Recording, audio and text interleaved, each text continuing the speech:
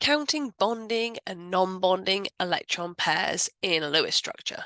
So the key to this problem is that a bonding pair of electrons is an electron pair that is shared between two atoms that are forming a bond.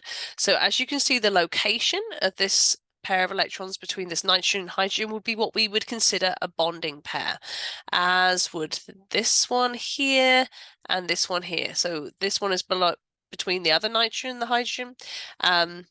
And this one is between the nitrogen and the fluorine. So an alternative way of showing this Lewis structure would be to actually use a line to represent a single bond connecting these atoms in the structure. So you may see something written like this with single lines representing that pair of electrons that would be considered a bonding pair. So a single bond is equivalent to one electron bonding pair. And then, of course, we would have our lone pair electron. So a lone pair electron only belongs to the atom that they are on. So if you look at these three pairs of electrons here where they are drawn around the fluorine, these green pairs are not shared with the central nitrogen atom. They only belong to the fluorine.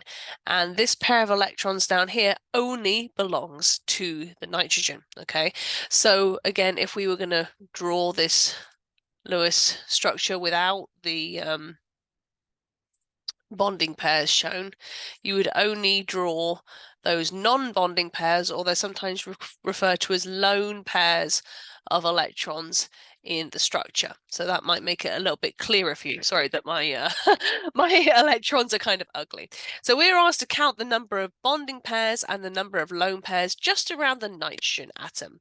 So you can see around that central nitrogen atom there are 3 bonding pairs of electrons, and there is 1 non-bonding pair of electron,